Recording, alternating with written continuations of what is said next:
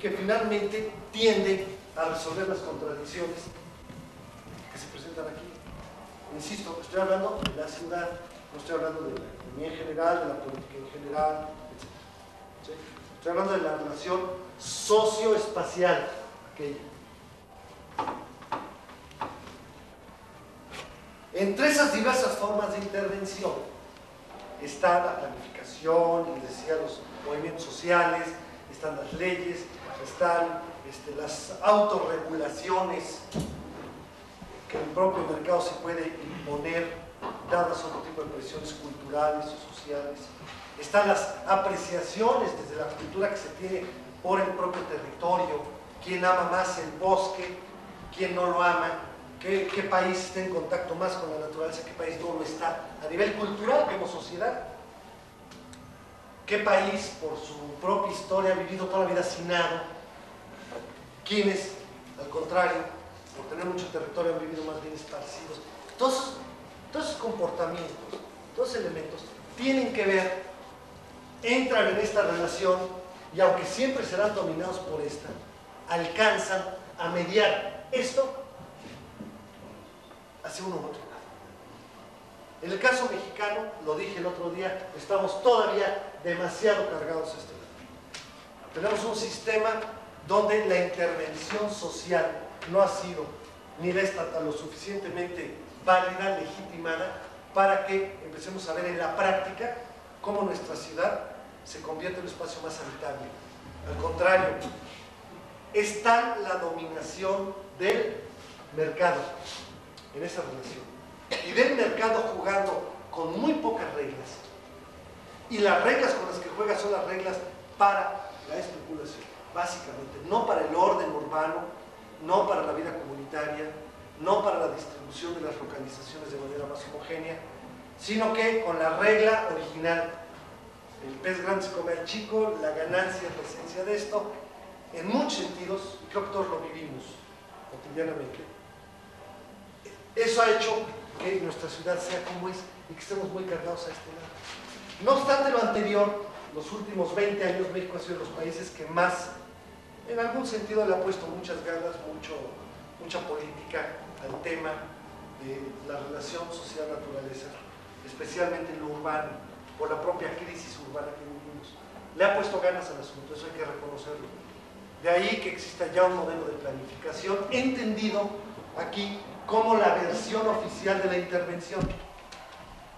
Es decir, planificar desde la perspectiva que estoy yo discutiendo todo esto, no es más que intervenir en el mercado independientemente de neoliberalismos.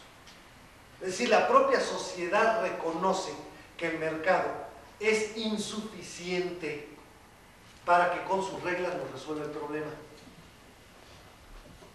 Algunos dirán, no es culpa del mercado, es que hay una escasez muy grande. Entonces el Estado interviene metiendo tierra al mercado para que especule menos. Bueno, ya alguien se lo cree y interviene así. Otros dicen, no, lo que pasa es que el Estado debe intervenir creando condiciones para que ese mercado actúe decentemente, crearle las condiciones de infraestructura y el Estado construye carreteras y tubos. O sea, hay muchas maneras de interpretar esa intervención. Lo concreto es, esto no es sino el producto de estos extremos. A mayor moralidad en las consecuencias del actual del sistema capitalista, mayor intervención. Y ojo, no estoy hablando de intervención gubernamental, estoy hablando de intervención de la sociedad.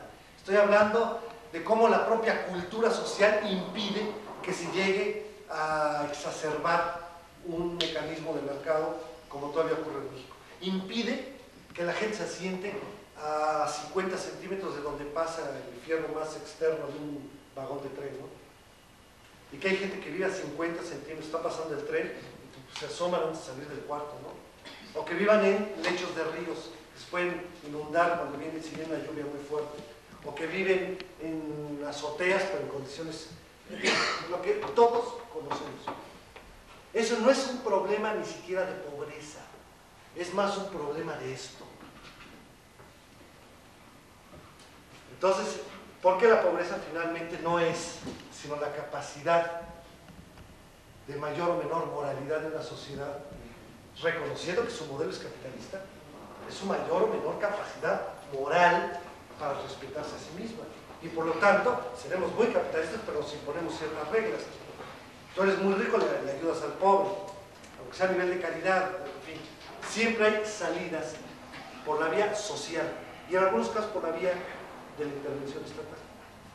Entonces, un poco quería cerrar esta parte, este planteamiento en estos términos. No sé si esto ya responde a algo de lo que usted planteó hace un par de horas.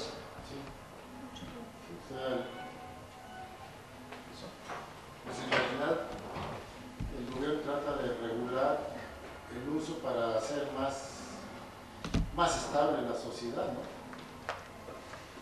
Lo que estamos haciendo ahora, si ustedes, yo lo que les pido es que escuchen, que lean, que analicen al otro cuando conversa con este tipo de criterios, este tipo de rollo teórico. Esto háganse cuenta que es una especie de lector, es una especie de cristal de color que me permite ver de otra manera lo que tengo del otro lado. Para eso sirve la teoría, para interpretar de otra manera el mundo, suponiendo que es mejor que la interpretación que yo tenía antes. Cuando yo leo ahora la intervención del Estado, de la sociedad en el problema ecológico de toda la región central del país, incluyendo a Cuernavaca, el Valle de Toluca y el Valle de México sobre todo, llego a la conclusión de que hay una discusión en el fondo que tiene que ver con esto. Es una discusión mucho más de limitaciones morales que nuestro léxico político no nos permite utilizar, porque somos profundamente laicos y el término moral no lo rescatamos de la ética, sino que lo rescatamos de la religión y no lo utilizamos. Pero aquí yo diría actitud ética. Estamos enfrentando ahorita, como sociedad, una crisis de ética frente al uso del espacio y frente a las relaciones de nuestra sociedad.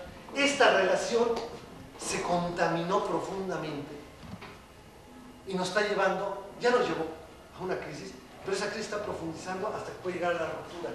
Entonces, entre la sobrevivencia política y todo lo que ustedes quieran, la discusión para mí, lo que yo leo, lo que escucho, tiene mucho más que ver con esto. Escuchen a los grupos ecologistas, a algunos gobernantes, diputados, que empiezan a hablar de esto y cómo cada vez más la intervención del comentario es menos técnica y más humana, digamos, o más humanista. Es decir, estamos reconociendo que finalmente todo esto es un asunto estrictamente de respeto entre nosotros como sociedad. Y que cada uno de nosotros no tire basura, que cada uno de nosotros no desperdicie agua, que cada uno de nosotros cuide y arregle el automóvil, o que no tire un árbol, sino que plante y cuide un árbol. Desde la perspectiva de ciertos ecologistas, por ejemplo, es la esencia del futuro. Es decir, están tratando de moralizar nuestra actitud frente a la naturaleza. Ya la discusión no se da en estos términos. Lo que se esperaría ante la pérdida, vamos, si queremos discutir, queremos ponerle reglas a los capitalistas como tales, vamos a perder. En cambio, si les llegamos por la vía de que tus hijos se están contaminando y tus hijos se van a morir, tus hijos capitalistas, imagínenselo así, como cuento de Dickens. Bueno, hay tendencias en la sociedad internacional de actitudes de esta naturaleza, desde la perspectiva de los bancos, desde la perspectiva de los productores, de grandes empresas, empieza a entrar una especie de crisis también que tiene que ver de moralidad. Siempre estará combinada con la política y con la economía.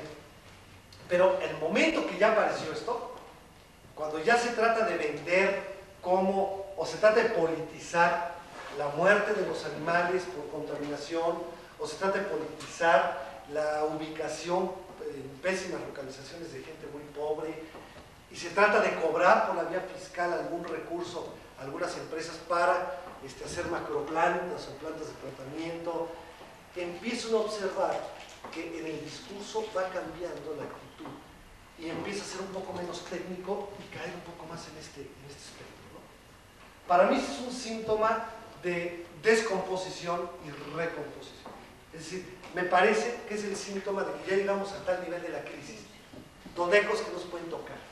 Yo no voy a aventarme una política de estatización de suelo, no voy a aventarme una política de control real de los usos del suelo o del monopolio en la apropiación de superficies de suelo. No me la voy a aventar, o sea, los políticos así piensan, no lo van a hacer. ¿Por dónde resuelvo el problema de una crisis como la Ciudad de México? O sea, el problema es una papa, ya no caliente, ardiente, es una piedra ardiente. ¿Cómo se va a resolver? Yo les aseguro que se van a empezar a acudir mucho a argumentos de esta naturaleza. Tratando por ahí también de incidir, sin dejar esto evidentemente, pero tratando de incidir, simplemente porque la crisis llegó a ciertos extremos, en algunos casos como la Ciudad de México. Es un síntoma de crisis profunda, pero también es un síntoma de que se tocó fondo y puede haber un proceso de recomposición. Yo así lo veo, así lo veo. Lamentablemente se tocó fondo. O sea, quiere decir que hay riesgos de, que se va a ir por cualquier parte, ¿no? En algunas áreas, ya no sé, en 4 o 5 años, siguiendo las cosas como van, quiero ver una inversión térmica, ahora sí en serio, de 300 mecas que dure 2 o 3 días y que haya que empezar a evacuar hospitales y evacuar a la gente mayor y a los bebés y que de repente se murieron. Esto ya pasó en algunos lugares, hasta que no pase en México, seguramente va a venir el rasgado de vestiduras y es cuando las empresas químicas... Ya murió un pajarito. Sí, no, sí, seguirá. No, hay mucha gente que se está muriendo, se le está adelantando o se le está agravando la enfermedad por causas ambientales. Eso ya ni siquiera ya dejó de ser noticia. Es que incluso ya los IMECAS que se han alcanzado en la Ciudad de México, visto por la Embajada Americana en artículos que han sacado ellos, a la gente que está trabajando en la Embajada Americana le prohíbe que se embarace. O sea, si quieren embarazarse, tienen que ir a tener su embarazo, a cuidar su embarazo, tener su bebé en una provincia, en una ciudad de México, por los actos graves. No, eso es muy claro, es muy evidente. Entonces, Ahora la pregunta es que eso nos muestra que estamos probablemente por aquí, ¿no? O sea, nuestro modelo es profundamente inmoral en ese sentido. pero es que además el modelo de desarrollo económico que produce un consumismo que provoca todo este deterioro ambiental, también produce una pobreza extrema que también está produciendo con la quema de leñas, de todo lo que necesita, ¿verdad?, hacerse de forma rudimentaria, carbones, todo esto que queman también árboles, también está produciendo eso. Así es. Las contradicciones se van acumulando, se van encadenando. Ahora, la pregunta, que eso en todo caso puede quedar como una reflexión para después, para que cada uno la suma. ¿Qué va a pasar aquí? Volviendo al término más correcto de intervención. ¿Qué va a pasar? ¿No será que las ONGs que están proliferando en México es precisamente una respuesta por aquí para atender esto? ¿No será, por ejemplo, el surgimiento de una Comisión Nacional de Derechos Humanos, esta idea del nuevo gobierno de moralizar a como dé lugar la justicia, la procuración de justicia? Finalmente es intervenir de manera que lo que a nosotros está preocupando aquí dentro del todo social, que es una parte muy importante, que es eso y su repercusión en el espacio, pues va a tener un impacto distinto, porque ya no va a ser, si se moraliza la justicia, se moralizan los procesos de intercambio mercantil, se moralizan o se reducen por lo tanto las invasiones, las agresiones, las ocupaciones ilegales, que es una parte muy importante de este proceso que nos tiene acá. Porque como todo se vale,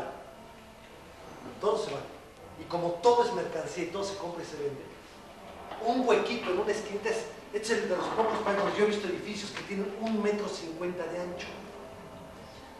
En Toluca hay uno, cuando abrieron una avenida, un terreno quedó una tripa de todo esto por ese ancho. Bueno, pues le permitieron meter una escalera, poner unas vidrieras acá en una pared y alguien vive ahí.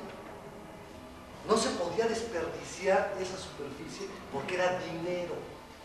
Entonces, mientras siga siendo primero dinero y después espacio para la convivencia, para la sobrevivencia de la gente, pues el asunto va a estar acá.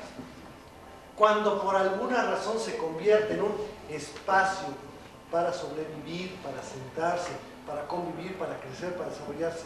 Y también la mercancía, probablemente las cosas empiezan a cambiar. Es un poco la idea que yo quiero dejar. A ver, vamos en orden. Por acá, no, arquitecto,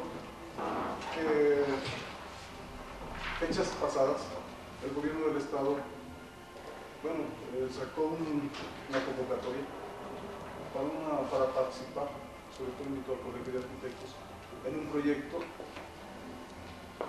de una extensión de 66 hectáreas que está en el centro de la ciudad de Cuernavaca, es llamada La Estación.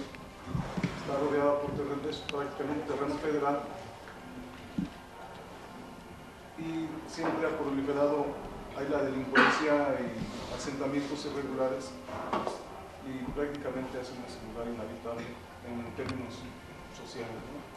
Hay asaltos a los que viven alrededor, y todos los gobiernos anteriores han pretendido regularizar esa zona, inclusive han donado espacios a los habitantes de ahí para que los ocupen. Sin embargo, no han aceptado, porque lógicamente su medio de trabajo está a 10 metros de donde viven, está el mercado municipal y están prácticamente los centros de trabajo cerca de ellos. Hoy hay la intención del gobierno de esta participación de los profesionales de la construcción, de urbanistas, para que aportemos un proyecto que resuelva prácticamente los asentamientos irregulares, convierta en ese lugar en un espacio que disfrute la comunidad, que beneficie a todas las partes. Yo le quisiera pedir orientación a usted, ¿cómo debemos enfocar nosotros como arquitectos este proyecto? Bueno, yo volvería un poco a esto, ¿no? Sí, aquí hay un problema, otra vez, aquí hay un problema estrictamente de percepción de la realidad. Si yo soy una empresa inmobiliaria y me dicen, ahí están las 66 hectáreas, hazme un proyecto. Yo voy a hacer un proyecto lo más rentable posible, de acuerdo a las condiciones que ofrezca el mercado local y que yo tenga un entorno como infraestructura. Es decir, trato de generar la renta diferencial, la renta de localización más alta posible. ¿Sí? Inclusive puedo buscar generar rentas de tipo absoluto, de tipo monopólico, creando algún espacio inexistente en el resto de la ciudad, que yo sea el único que lo pueda ofrecer. Por ejemplo, hacer el único, supongamos no hay un solo mall en Cuernavaca, pues hago un mall ahí, hago un gran centro comercial muy moderno, muy de estilo gringo, soy el único que lo ofrece y por tanto voy a tener a todo el mundo así, voy a cobrar lo que quiera. Es un gran negocio. Es una perspectiva. La otra es una perspectiva que puede ser más de equilibrio espacial, sin meterme todavía en lo social. ¿Qué usos, de acuerdo a la infraestructura que tenemos en torno, son los más adecuados?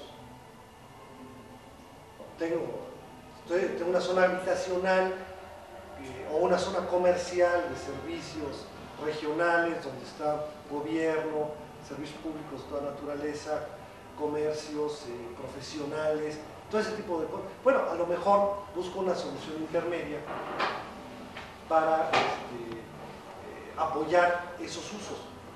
A lo mejor no, una tercera opción es simplemente mejorar lo que ya existe. Un planteamiento que hicieron, por ejemplo, los boloñeses, hace muchos años, cuando tuvieron el problema del centro histórico, dijeron, no, es que aquí se van a quedar los que viven. Entonces había un mercado, había casitas enfrente, todo el cochinero bastante desordenado aquello. Lo que hicieron fue un nuevo mercado y casas para los mismos.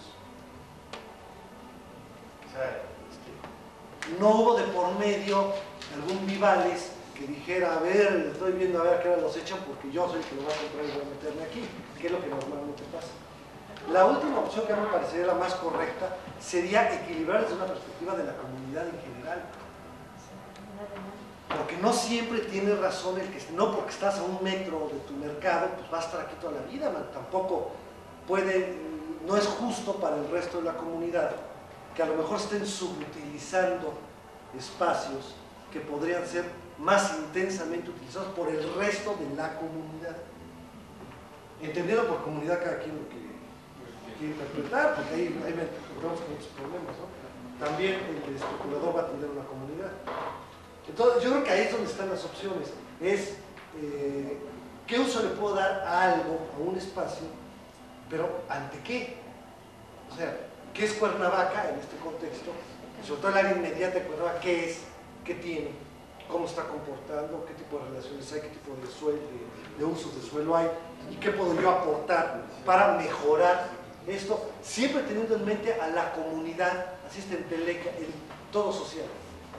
Y puede salir un proyecto muy interesante, probablemente se ha criticado porque va a ser poco rentable o no muy rentable. Por ejemplo, algo que a mí se me ocurriría, espacios abiertos.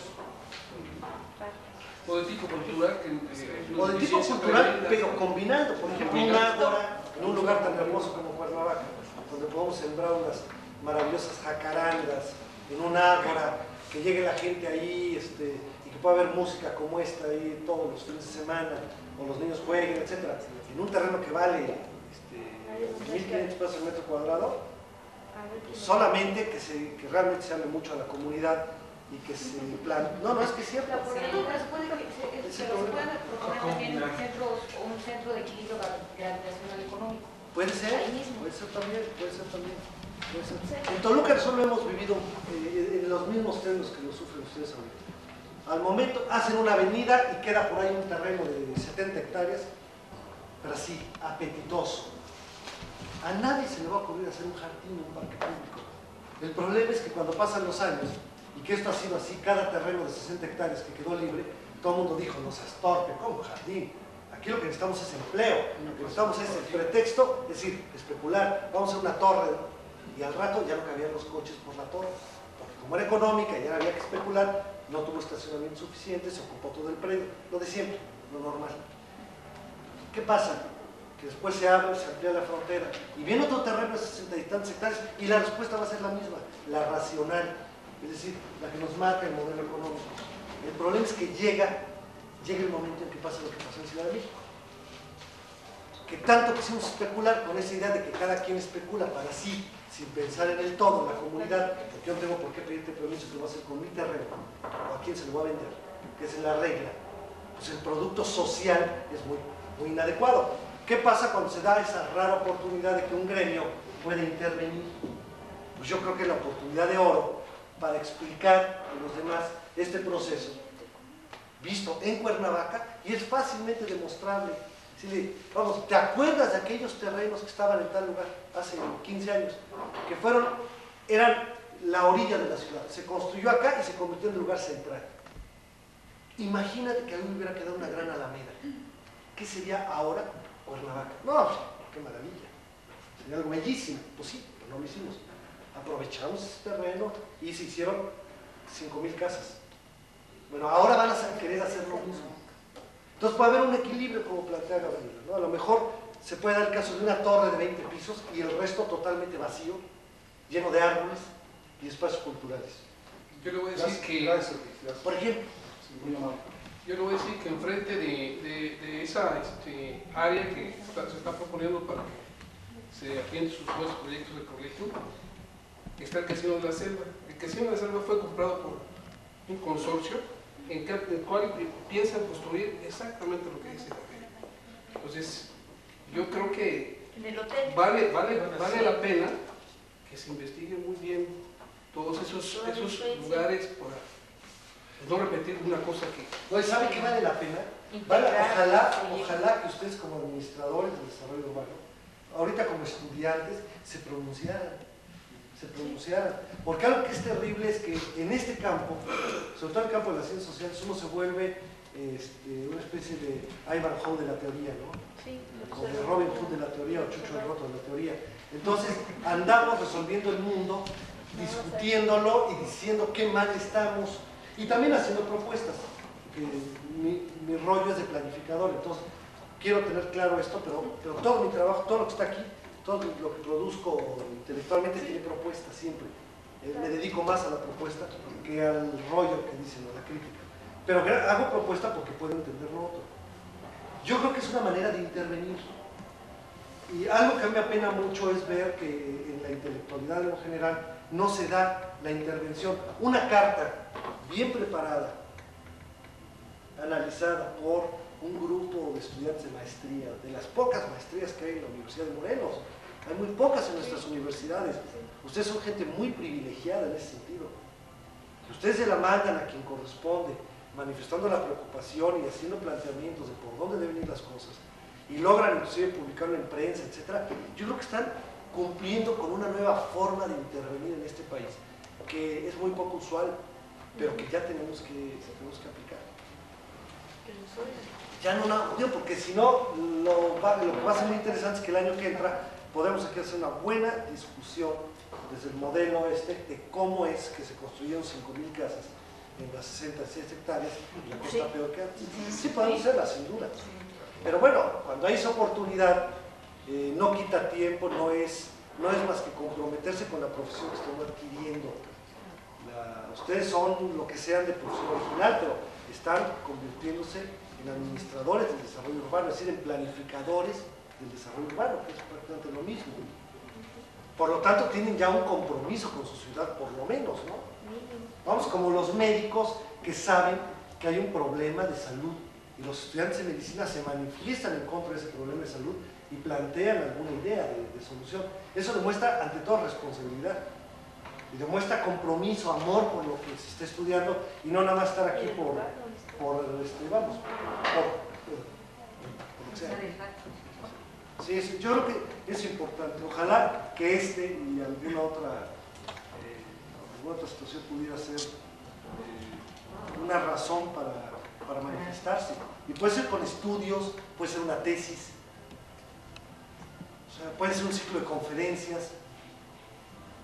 El grupo, la coordinación, organiza un ciclo de conferencias para discutir sobre el terreno de, ¿cómo se llama? De la estación. Para discutir sobre el terreno de la estación. Son administradores urbanos, o sea, no son cualquiera. Son gente que puede opinar profesionalmente y lo hacen en el ayuntamiento o lo hacen en un lugar público, invitan por prensa y cada uno se mueve para comprometerse a traer 30 agentes a la reunión y que vayan 10 periodistas y fotógrafos. Y ustedes mismos preparan cada uno una opinión, a lo mejor 4 o 5 a nivel de conferencia, a sus maestros, y hablan un rollito. Eso es muy respetuoso, es muy cuidadoso y al mismo tiempo son salidas. Porque lo que sí va a ser terrible es que muchos de ustedes van a estar trabajando en Cuernavaca, en el ayuntamiento, en el gobierno del estado. Y algunos les van a decir, cuando tuviste una oportunidad no hiciste nada, no hiciste nada. Decir, yo creo que ya es una manera importante de intervenir. Pero yo lo que quería decir es volver a decir el comentario pasado, es que esto es el modelo de Gandhi. Yo creo que lo que pasa es que a lo mejor no hemos sabido leerlo, porque además él lo maneja con una ideología muy especial y lo maneja más con ejemplos, porque su pueblo no hubiera entendido otra cosa, pero es totalmente la idea. Lo que pasa es que en su caso, bueno, más que en su caso en general, podemos decir que la intervención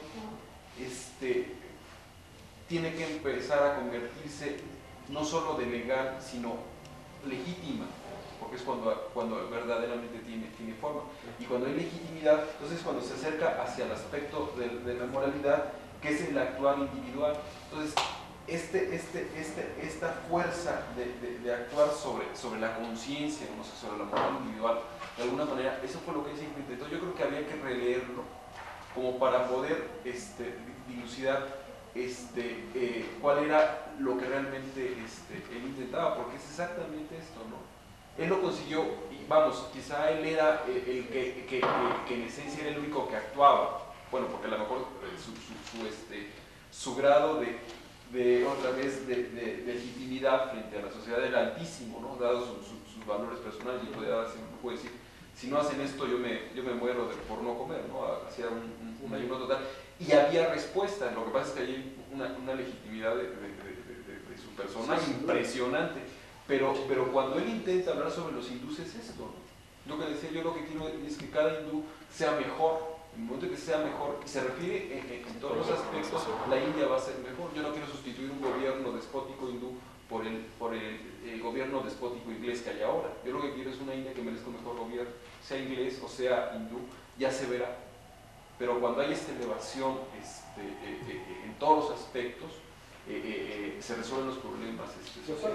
Yo creo que es una manera correcta de verlo. Yo rescato mucho el concepto de legitimidad, sin duda. una política pública de un gobierno que es considerado por todos como legítimo, tiene un impacto mucho mayor y es más respetada que si proviene de un gobierno que no es considerado legítimo, o sea legal, por parte de la sociedad. O sea, aquí hay un problema en efecto de hasta dónde reconocemos partiría de esto. Hay un problema todavía muy esencial. Nosotros consideramos como sociedad, como individuos, que este mecanismo especulativo que está aquí es legítimo. Ahí es donde está el primer problema. Reconocemos, por las razones que quieran, y hay por una carga ideológica muy fuerte, que la propiedad y el destino de esa propiedad a nivel privado es derecho inalienable del propietario. Lo consideramos como legítimo. Vender y comprar una casa, un terreno, etcétera, en los mejores términos económicos, lo consideramos como un acto legítimo. ¿Sí? Algunos de ustedes que piensen que la casa que vendió, que compró, es un acto ilegítimo, pues no. El problema es que cada una de esas adquisiciones, cada una de esas decisiones están tomadas en razón estrictamente del yo, no están tomadas en razón de la comunidad. Esa es la gran diferencia. Y nada más, ya no hablemos de perversidades del mercado, llamemos simples distorsiones si quieren. El hecho de que miles o millones de propietarios estén tomando decisiones constantemente sin ponerse de acuerdo a través de un plan, a través de una ley, a través de un algo, pues lleva al caos. Lleva al caos. Pero también lleva a que algunos, que sí son totalmente, están por acá afuera, aprovechen esas condiciones para actuar de manera ilegal, ilegítima, injusta, inadecuada. Y esas distorsiones son las que llevan a que el producto final ande por aquí en México.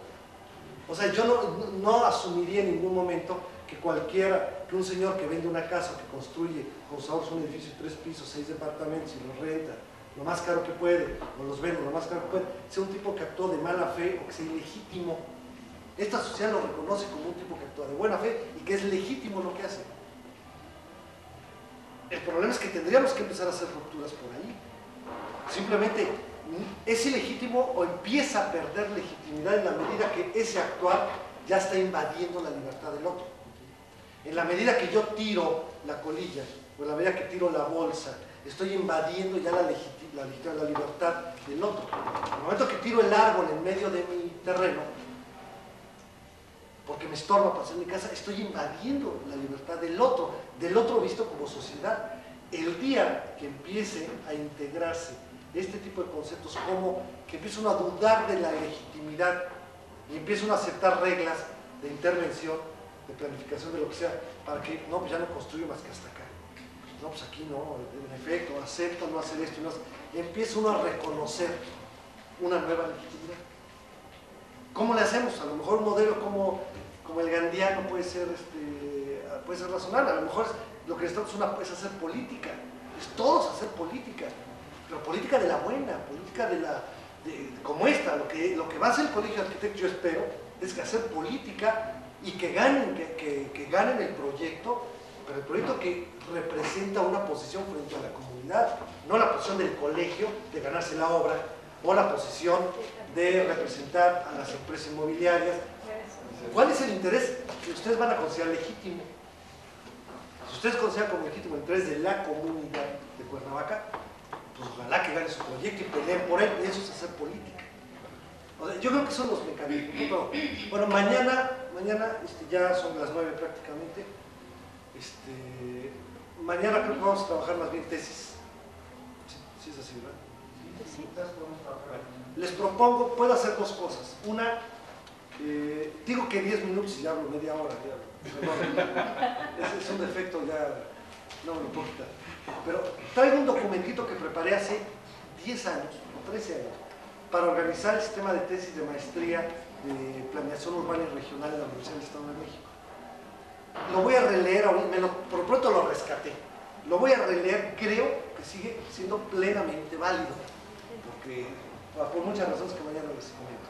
Me gustaría, si están de acuerdo, a lo mejor dar una exposición de 9:30 a 10:30 sobre el documento. A lo mejor si interesa, si vale la pena el documento, lo dejo aquí, una copia para que sea útil después para ustedes. Y pues echen voladitos o jugamos unas cartitas a ver quiénes presentan temas.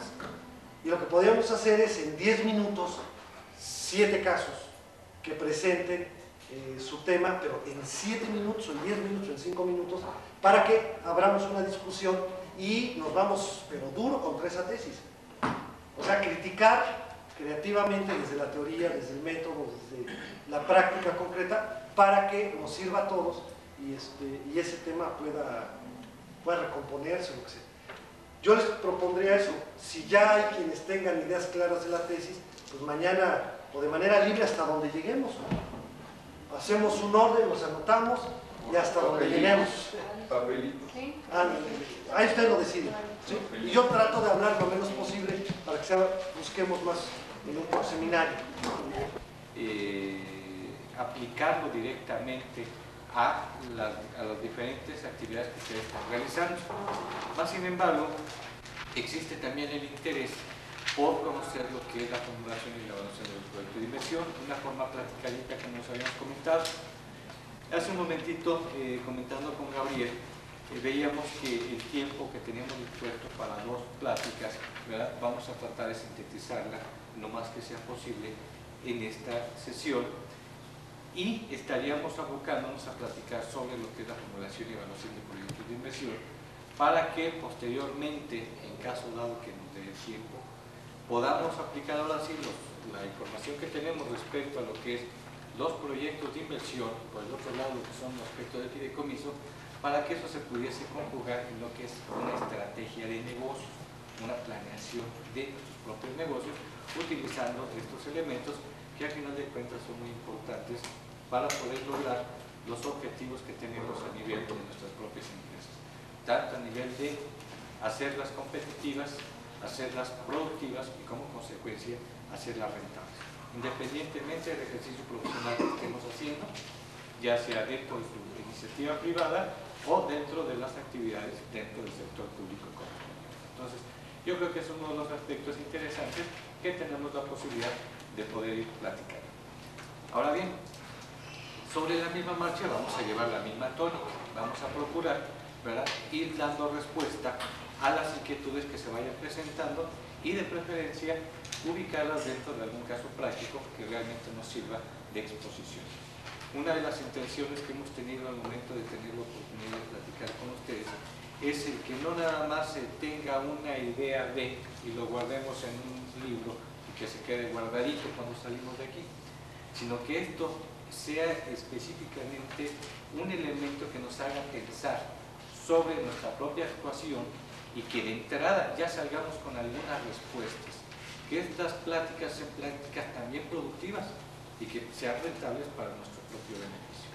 Y que de hecho este tiempo que estamos invirtiendo, ¿verdad?, realmente, además de obtener alguna información adicional, nos sirva para aplicarlo específicamente sobre las actividades que estamos realizando.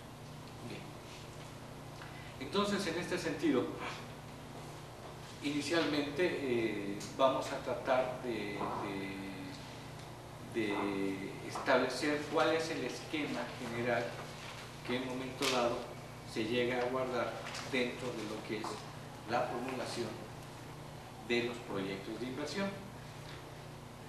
Haciendo un poquito de antecedentes, ustedes conocen que muchos de los problemas que actualmente tienen las instituciones bancarias corresponden a que los créditos que fueron otorgados, en algunos de los casos, no quiero generalizar, fueron otorgados no en base a una viabilidad de proyecto, sino más bien buscando en que los antecedentes de las empresas a través del conocimiento de los estados financieros fuese bueno, y por el otro lado, que las garantías que ofrecieran fueran las suficientes como para responder al riesgo que en un momento dado estaba llevando la institución. ¿Eso qué implica? Implicaba en que decíamos, tu proyecto va a valer 10, ¿verdad?, garantízame 20, si te va mal, pues es tu problema, yo voy a tener de dónde comer. Pero lógicamente que ya saben que nosotros los mexicanos somos bien abusados. Y lo primero que hacíamos es, tratábamos de convencer al contador para que le diera un giro a todos nuestros estados financieros, y si realmente la empresa daba un reflejo A, nosotros queríamos un reflejo B. No era un maquillaje, sino no era como se dice una manita de gato, sino un zarpazo de tigre que realmente generaba, porque cambiaban literalmente todo aquello que a final de cuentas era una presentación completamente diferente a la realidad de la empresa. Lógico, lo que les interesaba en ese momento era tener los recursos, no importando el costo. Para esto, el siguiente paso, además de convencer al contador para que le hiciera estas modificaciones a los estados financieros, es hacerse bien cuate del ejecutivo, del gerente de las instituciones bancarias, que pues era quien iba a sustentar o apoyar el crédito que se estaba presentando en la institución, a través de comidas, de buenos regalos, de todo tipo, todo color, todo sabor. Habían obviamente una gama de posibilidades, desde el que era muy, muy decente hasta el que era muy, no decente, ¿verdad? Un cohechable. Entonces, todo eso daba pie a que realmente, por un lado, ellos tenían que cubrir una determinada meta que les estaban imponiendo dentro del banco. Entonces, si tenía la posibilidad de jalarse un cliente, otorgarle un crédito a sabiendas de que estaban las circunstancias, se hacía caso omiso. Se presentaba al comité técnico, lo que anteriormente era una responsabilidad de una persona, que era el que analizaba y autorizaba, se diluyó en los famosos comités de crédito, que obviamente la responsabilidad se diluye, y como son varios los que intervienen, en ocasiones llegan nada más a levantar el dedito, y como todos firman, todos son responsables. A final de cuentas, el crédito salía, pero no paraba ahí la cosa, sino que adicionalmente se generaba otro punto interesante: las garantías.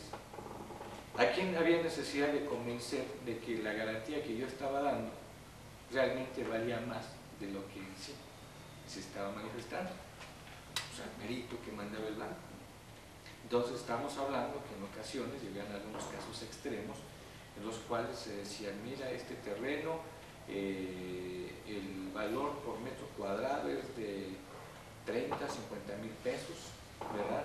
Multiplicado por 20 hectáreas nos da cantidades exorbitantes, ¿verdad? Esas cantidades exorbitantes, lógicamente, que eran completamente irreales, pero se encargaban de sustentarlas debidamente. ¿Por qué? Porque decían: no, pues es que aquí tenemos es una zona de pinos, es una zona de abetos, una zona de robles, y eso tiene un valor, ¿verdad? Y que posteriormente, cuando se salga, si medimos el diámetro y se hacía todo un estudio colateral, ¿verdad?, se daba pie a que se pensara en que efectivamente tenía ese valor. Estoy hablando de una forma un tanto cuanto ejemplificativa, ¿verdad?, para que entendamos realmente cuál era la esencia de esto.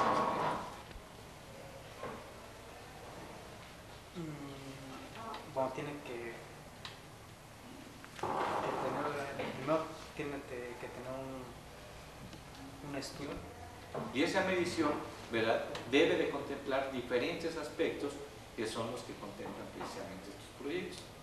A final de cuentas, ¿quién es la persona más interesada en medir que su proyecto sea viable? El dueño. El propietario, definitivamente. No hay vuelta de hoja, pero es irónico, ¿verdad? Lo entendemos así, pero la realidad es que somos los primeros que en ocasiones nos oponemos. Vemos dinero y queremos ir el dinero, no importa que el proyecto esté bien o no esté bien. ¿Qué es lo que sucedió? Creo que les platicaba lo del sistema de registro gráfico de control de velocidad en alguna ocasión. ¿Quiénes fueron los primeros? ¿No los platiqué? No. De un proyecto muy interesante que logramos sacar adelante, ¿verdad?, en 1981, en donde una línea que va a corresponder al estudio de prefactibilidad.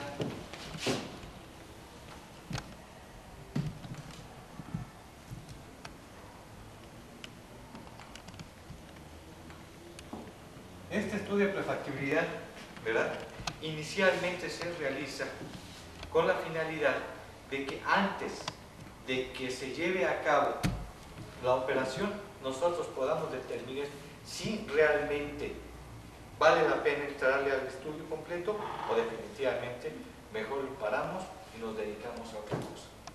Este estudio de prefactibilidad le seguiría ya lo que sería los estudios inherentes al proyecto.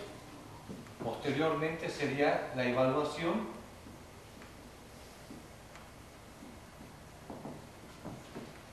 la gestión,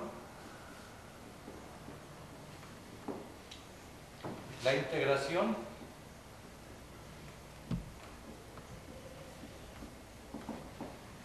y por último estaríamos hablando de lo que es el comisionamiento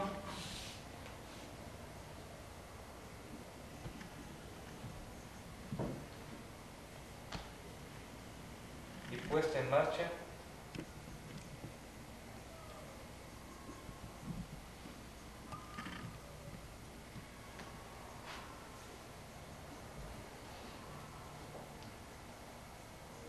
del proyecto.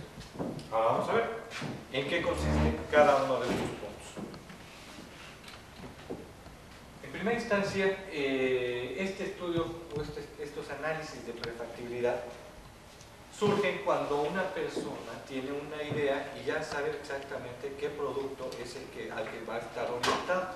En el caso de ustedes como constructores, pues lógicamente que va a significar en un momento dado la construcción de una unidad habitacional, de una casa, de una terminal, de X, Y o Z. En este sentido, ¿qué es lo primero que se tiene que tener? La idea de su producto y de su mercado, para saber exactamente que aquello que están pensando realmente es susceptible de poderse ejercer dentro de una actividad o dentro de un medio determinado. Estamos hablando que vamos a poner una casita de interés social en una colonia residencial, como que no encaja, ¿verdad? O que vamos a poner una residencia en un lugar donde hay puras fábricas, también como que no es apropiado. O cuántas veces, ahí vamos hablando otra vez, de que vamos a poner una fuente en un lugar donde no se tienen todos los aspectos de carácter técnico que nos permitan llevar a cabo todo esto. Entonces, eso es lo que nos permite tener inicialmente una pequeña idea y un pequeño sondeo de que lo que vamos a hacer realmente esté orientado hacia un determinado mercado, en el cual se van a satisfacer una serie de necesidades que nos van a dar la oportunidad de que realmente este proyecto cumpla con sus objetivos y que pueda retroalimentarnos para que, si en el caso de que sea productivo, se cumpla con esa condición, que sea rentable, se cumpla también con esa condición. Hablemos de esa rentabilidad, aun cuando no se pueda tipificar en pesos y centavos, sí en beneficio social, en relación directa a algunos de los proyectos que se pueden realizar dentro de la propia actividad profesional de cada uno de nosotros. Una vez que ya tenemos identificado qué es lo que vamos a hacer, ¿verdad? Perdón, Sí, una pregunta. ¿Eso sería paralelo o sería algo similar a lo que es un estudio de mercado? ¿O es otro? Es un sondeo nada más. Es un sondeo. Sí, es para tener identificado nuestra idea y saber exactamente hacia dónde vamos a estar orientados. ¿Sí? Eso va a significar un poquito más adelante dentro de lo que son realmente los estudios. Hasta aquí, ¿verdad? En este momento en donde vamos a determinar si es sí o si es no, ¿verdad? Es con la finalidad de que la inversión que nosotros vamos a realizar en este sentido realmente esté debidamente sustentada y que no nos lancemos a hacer un estudio, ¿verdad?, financiero, un estudio de técnico, todo un proyecto ejecutivo, sin antes hicimos una pequeña validación de que efectivamente se puedan tener todos los elementos, y eso es bien importante. ¿El mercado no se analiza primero? Para ver a qué mercado voy a entrar, a qué nivel. Sí, aquí en este rubro sí, precisamente donde surge esta idea y este producto que ya tenemos definido, debemos de ver nuestro mercado. Pero vamos a hacer un análisis de exactamente hacia dónde lo vamos a manejar.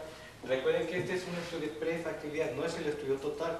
El estudio de mercado va a venir aquí dentro de los mismos estudios, al igual que el estudio correspondiente. ¿Sí?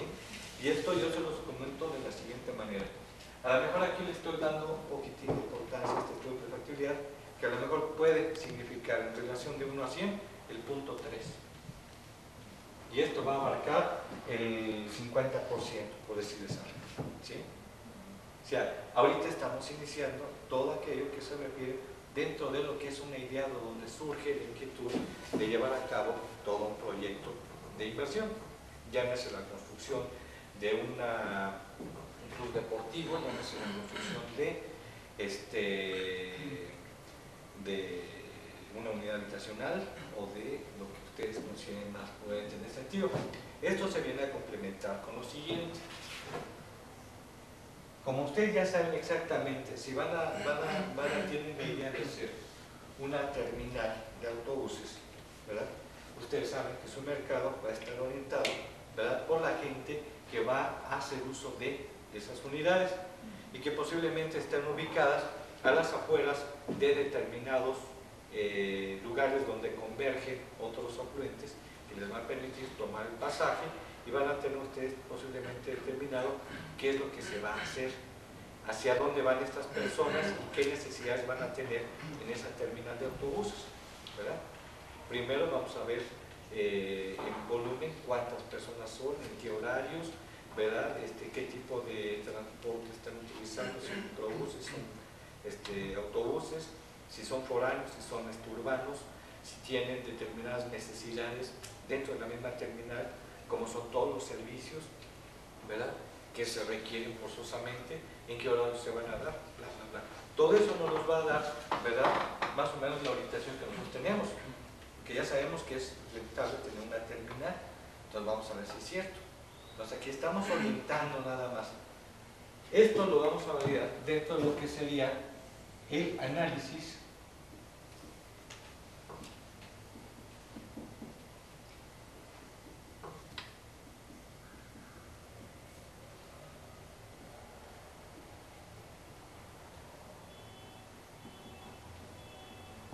a través de un análisis de factibilidad técnica. Este análisis de factibilidad técnica, ¿en qué va a consistir realmente? Y un análisis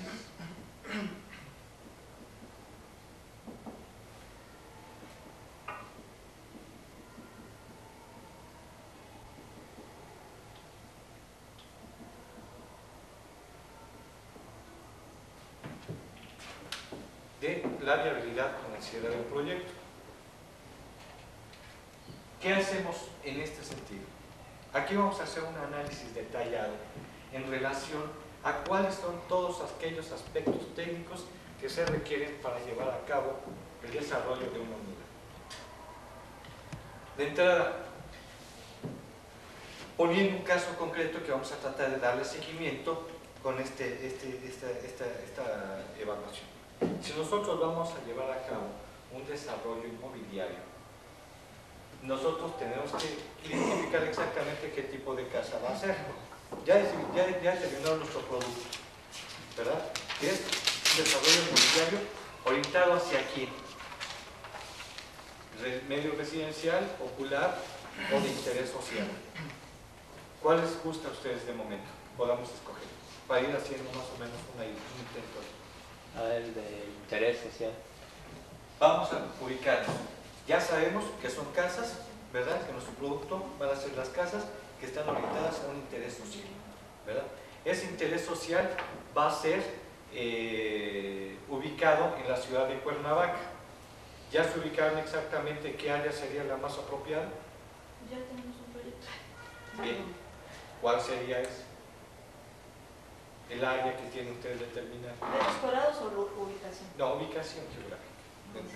Podría ser, por ejemplo, la zona centro, la estación, por ejemplo. Puede ser.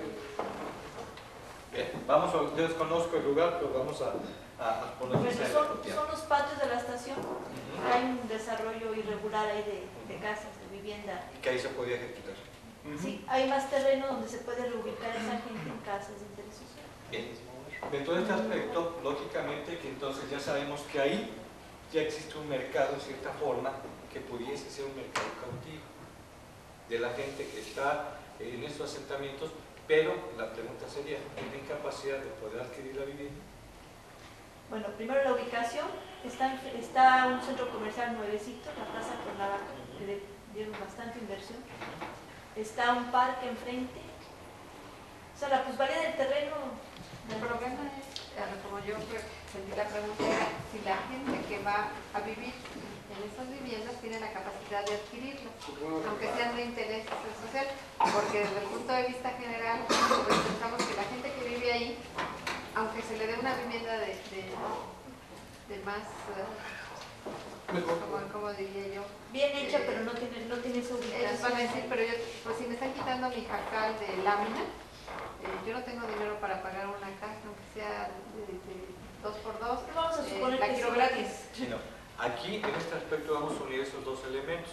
Por un lado, estás mencionando, ¿verdad?, de que como se hizo la Plaza Cuernavaca enfrente, como se hizo esto, el valor del terreno se incrementó.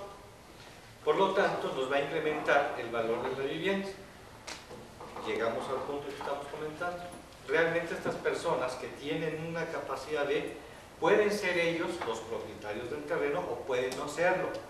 Si no son, ¿verdad?, realmente dentro del contexto, ¿verdad?, el uso de suelo, ¿verdad?, ¿se autorizaría en esas condiciones? Pues que es un caso muy peculiar, una negociación política, ¿no?, para resolver un problema social y político a la vez.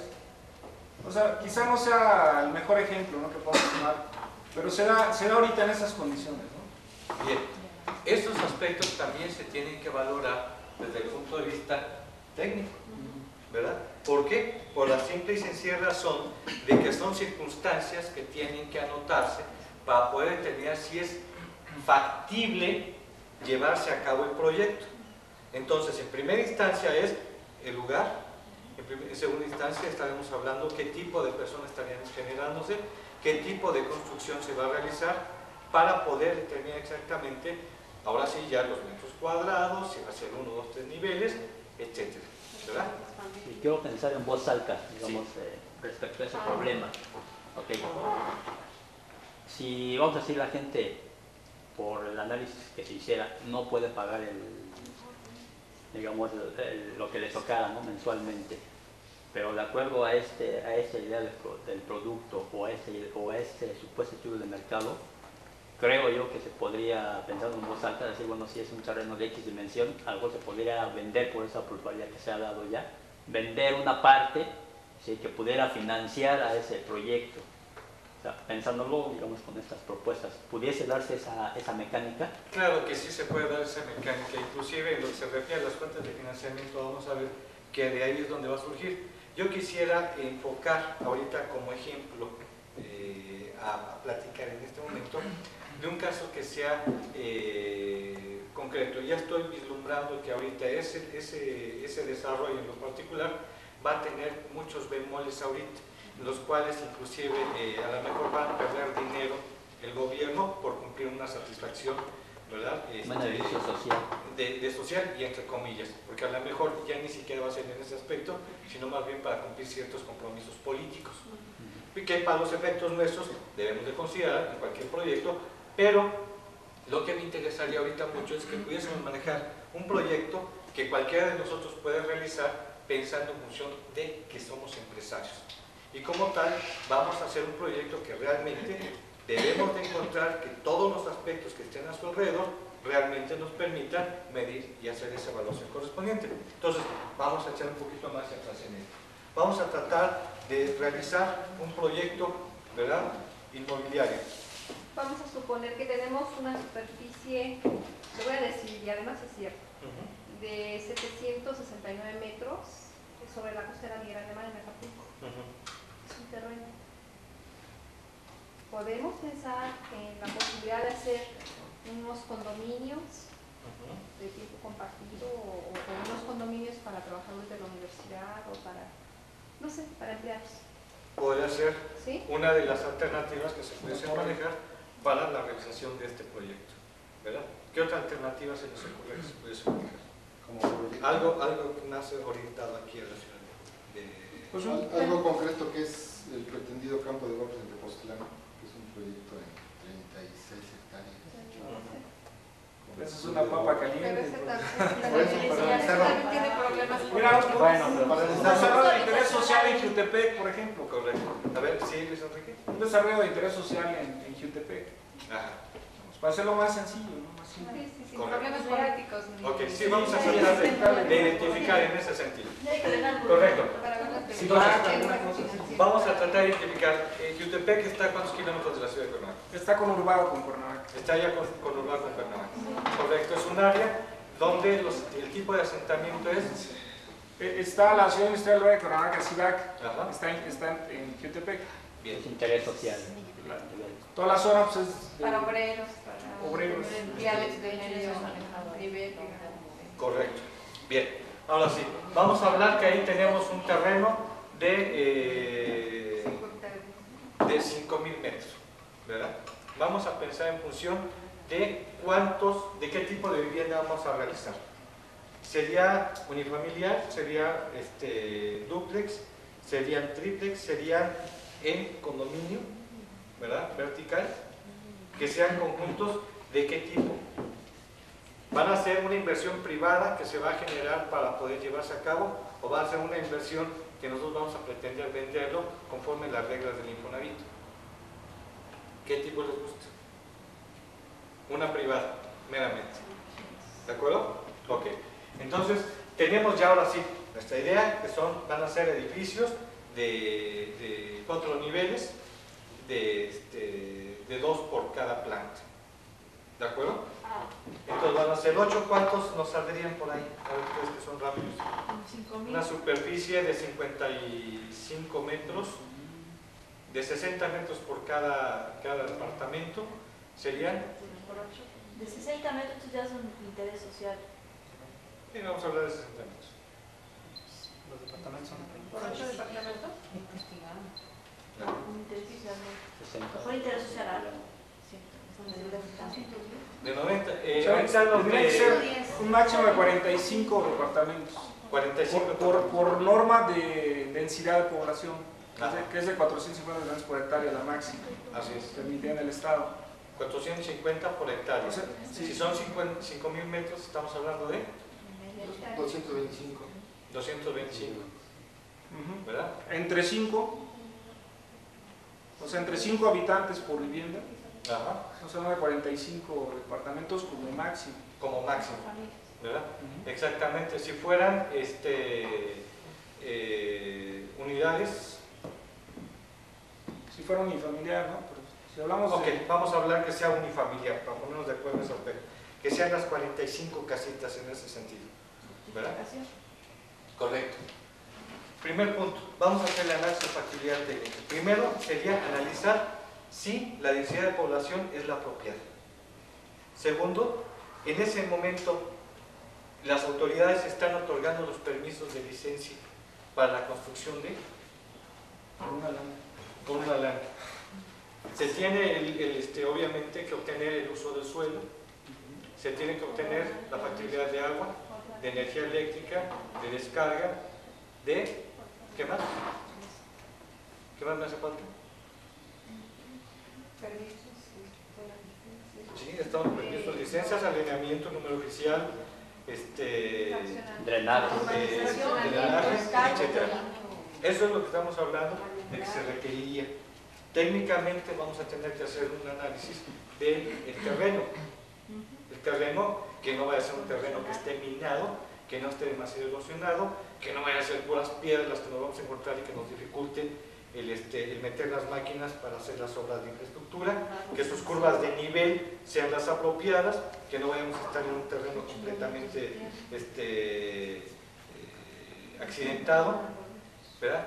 Que los servicios obviamente tengan la posibilidad de incorporarse a energía eléctrica, agua, que ya hablábamos de esas factibilidades correspondientes, ¿verdad?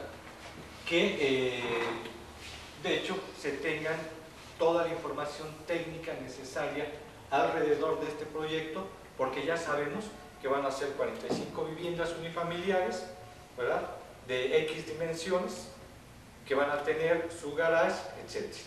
Para eso va a haber necesidad de realizar obras de infraestructura. Vamos a haber necesidad de hacer una donación de terreno al municipio de áreas verdes. Se va a tener que tener, a lo mejor por condicionante, una escuela o una iglesia o un mercadito Todos esos elementos son los que se tienen que analizar para ver si técnicamente es posible de poder llevarse a cabo este proyecto. Adicionalmente tenemos que analizar de que los insumos tanto de mano de obra como los insumos propios de la obra realmente los podamos tener cercanos. A lo mejor si nosotros vamos a desarrollar un proyecto en donde la mano de obra se necesita muy calificada y no la tenemos por ahí, ese proyecto puede tener serios problemas. O al revés, que necesitamos determinados insumos para su realización y que no los tengamos cerca, o que solamente exista un solo proveedor y que esté copado de determinados pedidos, a lo mejor va a condicionar nuestro proyecto y a la postre, desde el punto de vista financiero, nos puede hacer perdonar. Entonces, tener diferentes alternativas, conocer técnicamente cuáles son las condiciones de nuestro entorno, desde el punto de vista de las vialidades, de si realmente ese conjunto va a satisfacer una serie de necesidades a su alrededor, si socialmente el impacto que va a tener nos va a permitir que realmente sea atractivo para que nuestro mercado pueda ser susceptible de satisfacer precisamente esos requerimientos. O sea, todos aquellos aspectos que desde el punto de vista técnico consideramos prudentes integrar y que no se nos escape para que nosotros mismos podamos determinar si es factible o no llevarse a cabo, ¿verdad? Ese es el objeto realmente de hacer este tipo de estudios. Lógico que existe ya una cierta metodología la cual se tiene que utilizar para que se pueda llevar a cabo esta evaluación. Posteriormente, en lo que se refiere al análisis de la viabilidad financiera, como ya sabemos a grosso modo qué es lo que se requiere, entonces ahí es donde estaríamos indicando cuál es el valor del terreno, cuántas construcciones van a ser 45, de cuántos metros va a ser cada construcción. Vamos a hablar de los 90 metros que estabas comentando. No es interés social. Bueno, estaríamos hablando de 61. De 61 a 90.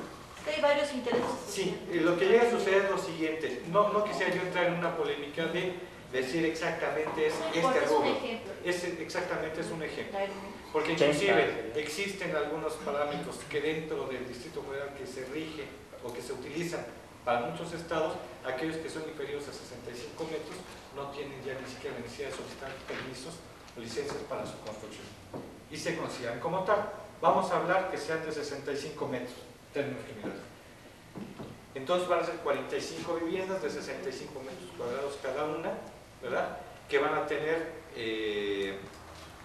además del área que se va a construir, va a tener un área de garage, que van a ser lotificaciones de, vamos a poner el ejemplo, de 100 metros cuadrados para cada una, que va a ser tanto de vialidades, tanto de áreas verdes, cuánto va a ser el área vendible,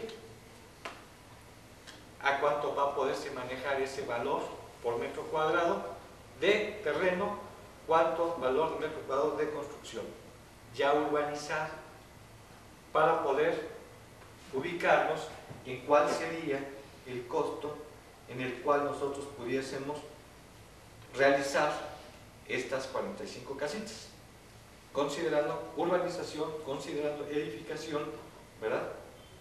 A grosso modo. Vamos a tasar un valor por metro cuadrado que ya más o menos conocemos de 1,000 pesos en números redondos, que serían 45,000 pesos nuestro costo, para hacerlo sencillito, ¿verdad? Las condiciones no están para tal, pero vamos a manejar las condiciones, ¿verdad? Después de ahí, ¿verdad? Tenemos que ver realmente lo que pudiese implicar en cuanto a los costos adicionales que nosotros pudiésemos tener, ¿verdad? Identificando pues los costos financieros, los impuestos, las utilidades, para poder ubicarnos realmente dentro de lo que es el aspecto genérico de lo que nos saldría. ¿Y cuál podría ser nuestro precio de venta? Nuestro costo, nuestro precio de venta, para poder determinar si realmente esto, ¿verdad?, va a responder a estas necesidades de nuestro mercado. Cuando nosotros tenemos ya estos dos elementos y nos cuestionamos, ¿verdad?, tenemos que determinar cuántas viviendas necesito vender para poder llegar a mi punto de equilibrio. Si son 45 viviendas y necesito vender 44, aguas, ¿no? Como que ya lo vamos a pensar dos veces como para poder seguir adelante. O si aquí en nuestro análisis de factibilidad técnica vamos a incorporar en que realmente tenemos el problema político que va a ser insalvable, ¿para qué vamos a entrar? O si vamos a tener la posibilidad de que no vamos a tener suministro de agua durante mucho tiempo, aun cuando demos la mordida y nos den el permiso, a lo mejor nosotros vamos a generar un problema muy serio para nosotros mismos. Sí. Para que tenga factibilidad, ¿cuánto tiene que ser la ganancia? ¿Perdón? Para que sea factible, para que sea negocio, uno te pones tú tu límite, dices, tengo que ganar por lo menos el doble, el triple o... De hecho, ustedes saben perfectamente que dentro de este rubro, ¿verdad?, una cosa es que ustedes sean promotores, otra que sean desarrolladores, otras que sean financieros, otras que sean integradores de todo el proyecto y que el terreno sea de ustedes, etcétera, etcétera. Entonces, a partir de ahí, ustedes van a tasar su propio trabajo en función a lo que en entrada les está generando. Y esa es una de las formas en las cuales normalmente los constructores quieren cerrarse los ojos. Además de que se están autogenerando un trabajo, ¿verdad?, por el cual van a tener un ingreso, ¿verdad?, al cobrar todos los indirectos correspondientes, ¿verdad?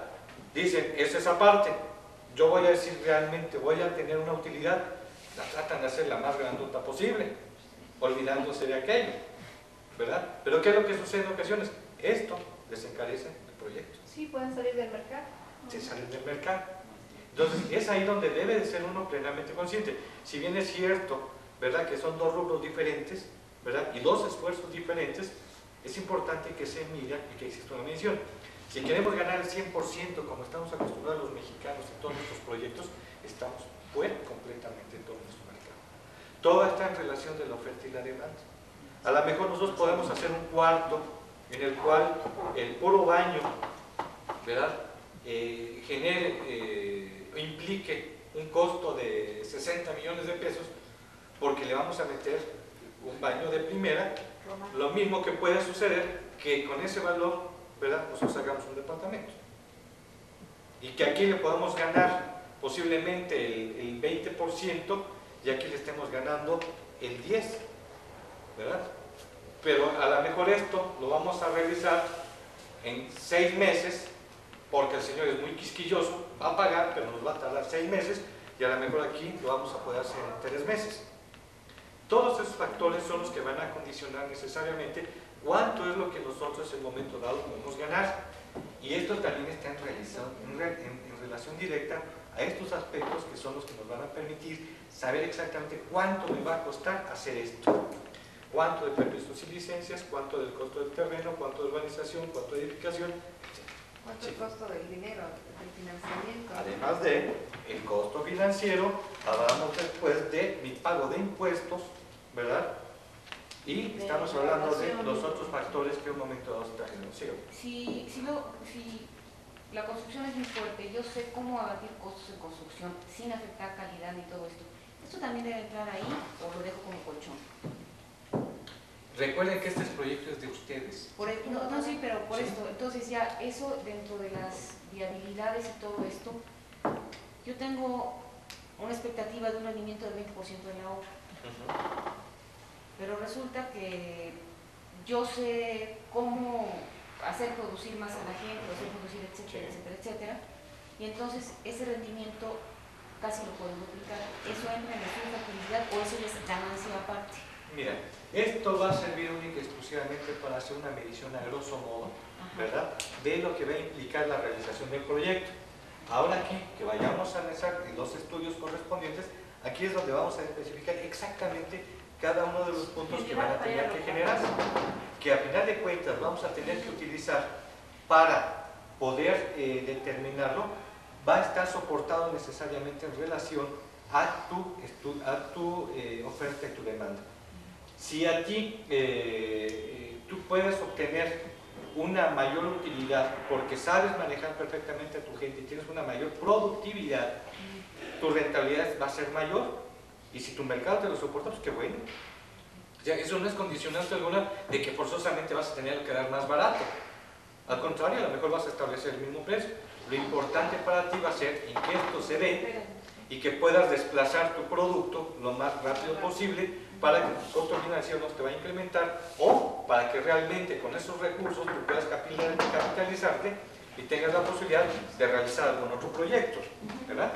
Entonces, esa es parte de lo que se tiene que hacer, y la intención de hacer este análisis de prefactibilidad, como se dice, previo a, es para tener una idea de en qué nos estamos metiendo. Los parámetros, ¿no? Son parámetros Estamos hablando de números específicamente. redondos. Así es. Y ya es más específico, más fraccionado. Exactamente. ¿Por qué lo ponemos así como esto, un antecedente? Porque, como les decía, a lo mejor esto vale 5 y esto vale 95 restante, ¿verdad?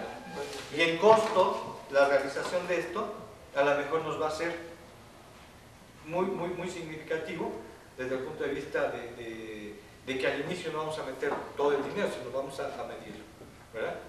Después de aquí, si nosotros... Perdón. Una pregunta. Yo cuando estuve en la escuela me enseñaron cuando había que hacer acá estos proyectos de inversión, porque lo que había que comparar era hacer un estudio de efectividad, una proyección y compararla con una trema, con la tasa de rendimiento mínimo aceptable, que tradicionalmente era el CPP más un cierto porcentaje, que eso sí ya depende un poco de la experiencia y de las condiciones del mercado y una serie de cosas, ¿no?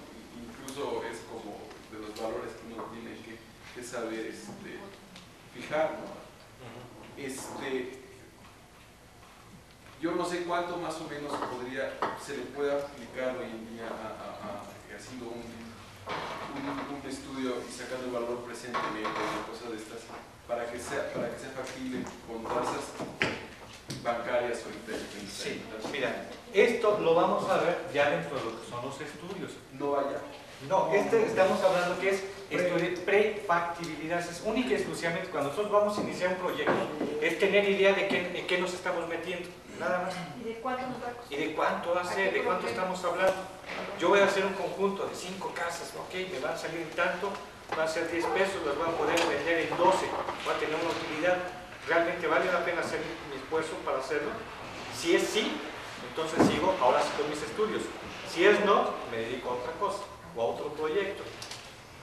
Cuando nosotros hicimos ya este análisis correspondiente, vamos a tener la posibilidad de decir si es factible y es viable hacer este proyecto. Entonces ahora sí nos vamos a dedicar a, por un lado, hacer nuestro estudio de mercado.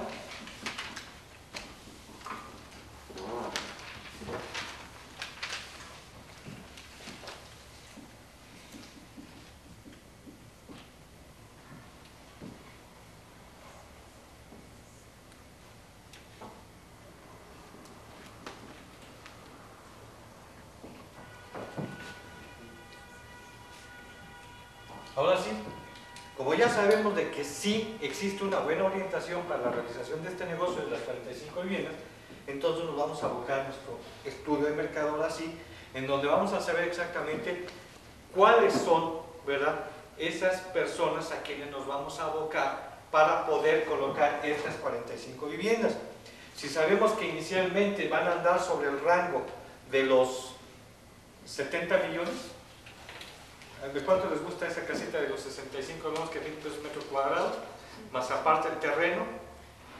90, 95. ¿A precios actuales? Vamos a hablar de los 100,000 pesos, para no hacernos bolas, ¿verdad? Sobre los 100,000 pesos. Entonces, aquí nos vamos a orientar. Debemos de pensar en función de que las personas que son susceptibles de poder participar en la adquisición de estas viviendas son personas cuyos ingresos deben de ser de por lo menos X cantidad. La situación que en este momento se está dando, ¿verdad?, con el incremento de las tasas de interés y el pago mínimo por cada 1,000 pesos que se tiene que hacer, que en algunos casos, dependiendo del cajón, se va a 14 pesos por 1,000 o a 18 o a 20 pesos, dependiendo del esquema, ¿verdad?, nos llevan a pensar en que si la persona que anteriormente ganaba 10,000 pesos, su capacidad de pago era de 3,300 pesos. De esos 3,300 pesos, pagando 10 pesos por cada 1,000, estábamos hablando que él tenía una capacidad de adquirir una vivienda por 330 millones de pesos. La realidad es que en este momento, la misma persona con esos 10,000 pesos de ingresos, esa misma capacidad, se ve mermada esa capacidad de compra por esas tasas de incremento, esas tasas de interés que se incrementaron y por las cantidades que tienen que pagar por cada 1,000. Si nos vamos a 20 pesos en lugar de tener la capacidad de adquirir una vivienda de 330 millones, ¿sería de cuánto? La mitad. ¿De la mitad? 150. Entonces imagínense nada más hasta qué punto llegó a bajarse esa capacidad, y ese es uno de los puntos de los cuales tenemos que estar muy conscientes en relación al mercado al que nos vamos a abocar. A lo mejor las expectativas de este mercado estaban siendo muy específicas, porque con 330,000 pesos tenía la capacidad de tener una vivienda de 3 recámaras, de 2 baños, su cuarto de servicio con baños, su garaje para 2 coches, ¿verdad? Y muy cómodamente. Ahorita, con 150 millones de pesos, cuando el incremento de los costos, en cuanto al incremento de los costos de la construcción se han ido para arriba, ¿verdad?, una casita de 150 millones de pesos, ¿verdad?, no va a obtener lo que eran sus expectativas. Al contrario, si acaso va a conseguir un departamento o una casita como las que estamos viendo ahorita. A lo mejor esos 100,000 pesos, ¿verdad?, se van a convertir en 120, que es lo que le daría la posibilidad de tener la capacidad de pago para poder participar en este tipo de personas. Una vez identificado esa situación, lógicamente que vamos a abocarnos a quienes tengan esta capacidad de pago. A lo mejor por los 100,000 pesos no serían los 10 millones de pesos de ingresos, a lo mejor tendrían que ser los 7,000 pesos, números redondos, ingresos familiares. ¿Quiénes los tienen? Sí. Hay unas normas bancarias que se maneja en relación al ingreso de la capacidad de pago para vivienda, que es el 25%. Sí. Una cuarta parte del salario. Sí, esa es una de las políticas que en este momento son las que están teniendo efectivamente operación, ¿verdad?, que no deben de exceder el 25% de... Anteriormente se aplicaba un factor que era el 33.62 y feria, que es el que te da la capacidad de pago mensual de... Ahorita se fueron al 25%, y lo más importante es lo siguiente, que las personas que van a calificar para estos créditos deben de ser ingresos netos. Anteriormente sacaban sus ingresos globales, lo cual quiere decir que si tienes la tarjeta de crédito, que si tienes la deuda de A, B, C, D, etcétera, todo eso va a disminuir hasta dejar el ingreso neto, y sobre eso se hace la aplicación. O en su defecto, que se haga sobre el total, pero que no exceda de esos montos. Entonces, las reglas cada vez se están haciendo más estrechas, lo cual nos limita mucho para nosotros como promotores de este gran inmobiliario, que va a generar, va a provocar en que nuestro mercado, ¿verdad?, lo tengamos perfectamente identificado. Si sabemos que tiene determinadas necesidades, mínimo 3 habitaciones, mínimo 2 baños completos, a lo mejor ya no le vamos a poner acabados, no le vamos a poner otra serie de elementos. Vamos a dotarle de lo básico, de lo elemental. Y vamos a saber que estas personas van a requerir tener, por su nivel sociocultural, estar ubicadas en un área donde más o menos tengan la posibilidad de brindarle a sus hijos un desarrollo que sea favorable. No los van a llevar a otro lugar donde no compensen. Entonces eso nos está dando los indicadores correspondientes para hacer, ahora sí, ya ciertas encuestas, ciertos análisis ya más técnicos que nos orienten a poder identificar, ¿verdad?, cuál es la demanda a la cual nosotros tenemos que orientar para hacer llegar precisamente y que esta demanda tenga la capacidad suficiente de poder ser susceptible de poder incorporarse dentro de este sistema. Por un lado. Por el otro lado, vamos a tener que ver, ¿verdad?, cuál es nuestra competencia, perdón, qué oferta que existe en el mercado. Si existen otro tipo de viviendas, ¿de qué tipo son? ¿Dónde están localizadas? ¿Qué servicios están ofreciendo?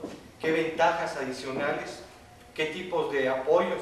Si están trabajando con los mismos bancos, si están manejando otro tipo de estrategias promocionales, ya sea que les den la estufa, ya sea que les den el enganche, ya sea que les den el no pago de escrituras, ya sea qué. Hay que conocer. Entonces, nuestro estudio de mercado va a estar orientado para conocer realmente cuál es nuestra oferta. Si históricamente ha sido una, ¿verdad?, vamos a tratar de determinarla. En este caso, ¿cuáles podrían ser? A lo mejor los ejecutivos o gerentes de determinadas empresas que están tasados sobre este nivel de ingresos, o personal docente de la universidad que pueda tener la posibilidad de estar involucrado dentro de... ¿Dónde se tienen esos datos? Ese es parte del análisis que tiene que hacer el estudio local. Hay que pagar a ver. Todo esto, ¿verdad? Ustedes lo pueden hacer o pueden llamar a alguien que se los haga.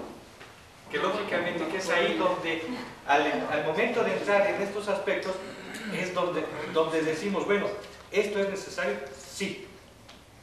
Nosotros lo podemos hacer. En ocasiones decimos, nosotros manejamos aquí el trolebús, ¿verdad? Y nos subimos y no sabemos ni siquiera para dónde darle vuelta. Entonces, esa es parte precisamente de lo que hemos de tener plena conciencia de que esto va a generar posiblemente un costo, ¿verdad? Pero que va a ser en beneficio de nuestro propio proyecto. Adelante. Yo creo que esta es una de las partes más delicadas y más complicadas porque hay que buscar a alguien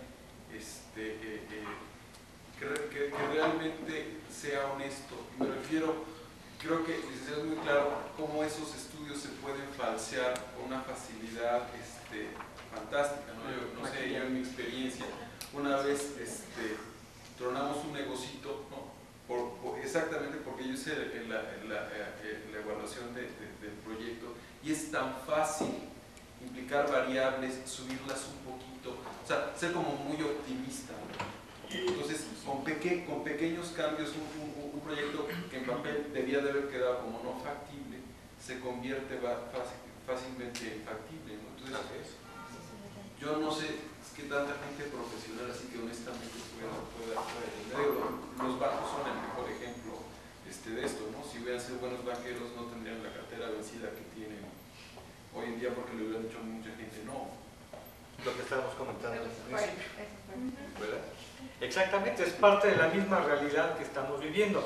Mira, en este momento yo les hacía un ejemplo, me parece que la primera reunión que tuvimos, en donde les comentaba que posiblemente del 100% de los despachos consultores, o que se dicen consultores, ¿verdad?, el 90% posiblemente sean dedicados a la consultoría financiera. Y de ese 90%, a lo mejor el 90% a su vez estarían dedicados a la consultoría financiera, pero a nivel de gestión de crédito, más que consultoría financiera en sí.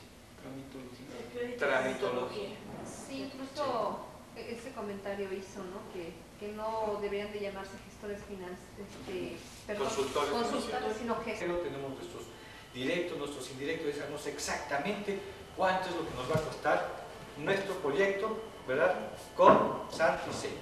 Ya sabemos con exactitud lo que va a implicar para nosotros en cuanto a costos. Lógico, todo eso lo vamos a traducir en números y vamos a hacer nuestro estudio financiero, el cual va a implicar necesariamente la incorporación de todos estos datos para poder hacer nuestras proyecciones. Si a esto vamos a poder determinar, si yo voy a necesitar 100 pesos para la realización de estas viviendas, ¿verdad? ¿Cuánto hablaba Luis Enrique? 2.500 millones, el 60% del total, ¿verdad? Nosotros vamos a necesitar ese financiamiento sin considerar el terreno, porque el terreno lo vamos a aportar y va a haber la posibilidad de que algún inversionista o nosotros mismos lo incorporemos dentro del proyecto. Pero necesitamos esos recursos. Esos recursos nosotros los vamos a pedir prestados en su totalidad. La primera pregunta, ¿el banco nos los va a prestar al 100% o nos va a prestar el 80% de o el 70% de, para que nosotros podamos hacer nuestras proyecciones? Siguiente pregunta, ¿a qué plazo vamos a requerir esto? Por ahí venía el cuestionamiento. ¿Lo vamos a hacer a 12 meses, 24, 36? Una cosa es lo que nosotros querramos y otra cosa es lo que realmente se pueda permitir dentro de las mismas instituciones. ¿Sí? Ese parámetro sería dentro de lo que es el estudio del financiero, ¿no? O sea, es donde Sí. se ve los alcances, por decirlo, hasta dónde tengo la capacidad o hasta dónde requiero del apoyo de un banco para poder lograr. Los dos aspectos intervienen van ahí integrados necesariamente, sí. Sí, del todo. Una cosa es lo que yo necesito, otra cosa es lo que puedo en función de las políticas e instituciones bancarias. A lo mejor a mí me saldría perfectamente bien si lo hago a 4 años, pero si las políticas institucionales de los bancos son de máximo 2, obviamente me voy a ajustar las 2, y son las que tengo que tomar, ¿verdad? Ahora, esto va a depender también qué tipo de crédito voy a manejar. Si es un crédito puente, a lo mejor los bancos me dicen que el crédito puente es máximo 12 meses, no hay plazo de gracia, la tasa de interés es CPP o tasa líder, ¿verdad? En este momento más 8, más 10 puntos y la garantía tiene que ser del 2 a 1 o a lo mejor hasta el 3 a 1 dependiendo del proyecto. Y resulta que existe la posibilidad de poder manejar a través de algunos recursos la posibilidad de que sean en base a ese tipo de financiamiento 24 meses, que haya un plazo de gracia de 7 meses, que se tenga la posibilidad de obtener un crédito de CPP más 4, ¿verdad? Y que la garantía a través de un mecanismo, de un fideicomiso, la podamos reducir, ¿verdad? Que sea inferior del 1 a 1 en lugar del 2 a 1. Estos datos son datos que nosotros manejamos en un proyecto anterior, antes de que se presentara la crisis. Hago mención para que no pensemos que en este momento se están dando estas condiciones. Ahorita han variado, pero a nivel ejemplificativo eso es lo que nos permitió hacer este tipo de valoraciones. Lo que a su vez nos permite con esos datos ahora sí establecer nuestras proyecciones de cuáles son los gastos que en un momento dado vamos a tener que incorporar para poder llevar a cabo todas nuestras operaciones.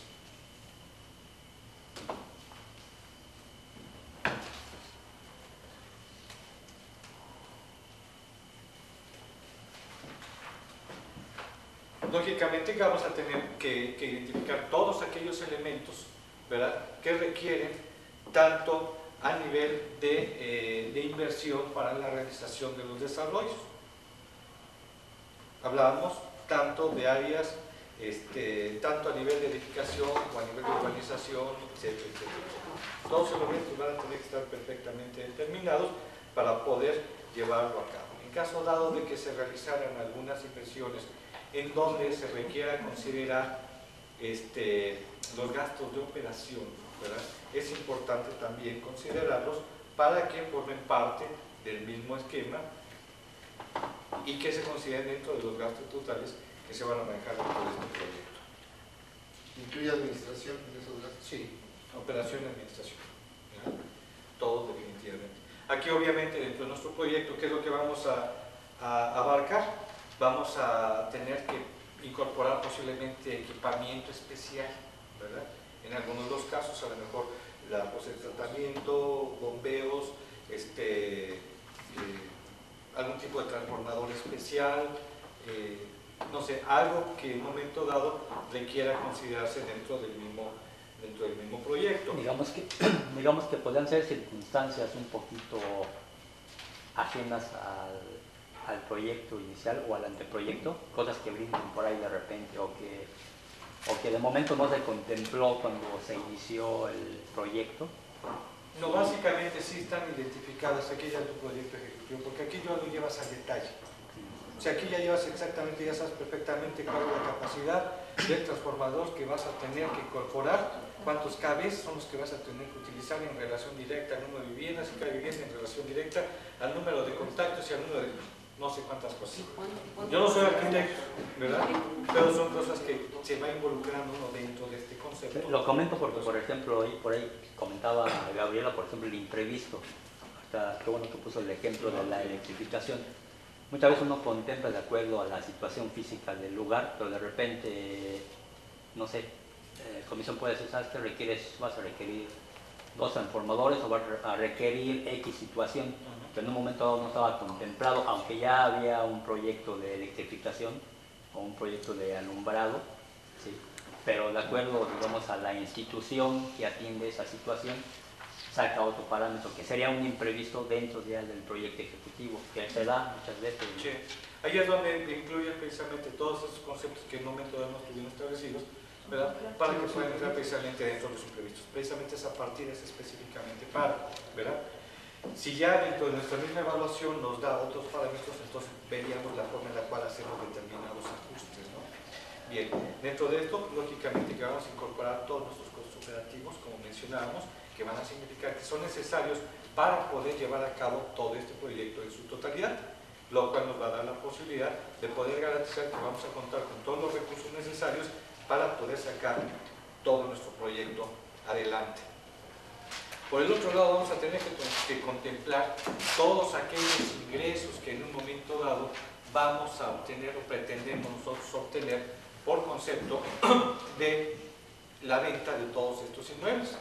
¿Por qué? Porque es lo que nos va a permitir decir, nosotros vamos a ver, nuestro precio de venta va a ser de tal y que se va a estar generando a lo largo de todos estos periodos, lo cual nos va a permitir identificar en nuestro flujo efectivo cuáles son las cantidades que vamos a necesitar aplicar en forma periódica para que la obra no se detenga y que pueda llevar a cabo todo esto. Existen algunos programas especiales dentro, por decir algo, del Infonavit, los cuales su propia normatividad establece que en la línea 2, por decirles algo, ustedes tienen la posibilidad de poder participar al 50%, tienen la posibilidad de solicitar un determinado porcentaje por anticipo, ¿verdad?, de los ingresos que se van a tener posteriormente, y al 90% el otro 12,5%. En total un 25% distribuido en esas 2 partidas, lo cual es un flujo de efectivo que les va a permitir a ustedes no utilizar un crédito que les va a costar un dinero, ¿verdad? Entonces, todos esos elementos los vamos a articular, los ingresos, nuestros egresos, vamos a ver qué costo va a ser el financiero que vamos a manejar desde el punto de vista, ¿verdad?, de que si las tasas de interés en este momento son del 50%, del 48%, del 55%, vamos a correr todo este programa en base a esas tasas de interés. Para saber estas cantidades se las vamos a aplicar. Segundo aspecto, estas cantidades se van a utilizar todas desde un principio o se van a manejar unas en el mes 1, otras en el mes 2, en el mes 3, en el mes 4, cómo se va a ir aplicando, la forma en la cual vamos a tener la posibilidad de ir considerando estas tasas de interés. Si las tasas de interés las vamos a considerar en forma pareja, ¿verdad? Y lógicamente con toda esta información tener la posibilidad de poder obtener las cantidades, insisto, a nivel de ingresos y a nivel de todos los egresos. Además, dentro de los egresos, pues lógicamente lo que implica la inversión, lo que implica los costos fijos, ¿verdad?, los gastos que se tienen que realizar, lo que significa los costos fijos, costos variables, haciendo un desglose de cada uno de ellos, saber cuál pudiese ser la utilidad antes del financiamiento, o sea, comparando ingresos contra egresos, ¿verdad?, y después aplicar, ¿verdad?, las cantidades que por concepto de intereses tienen que estar amortizando en forma periódica para llegar a saber cuáles son el total de los egresos que se van a tener que generar en forma periódica a lo largo de todo su proyecto.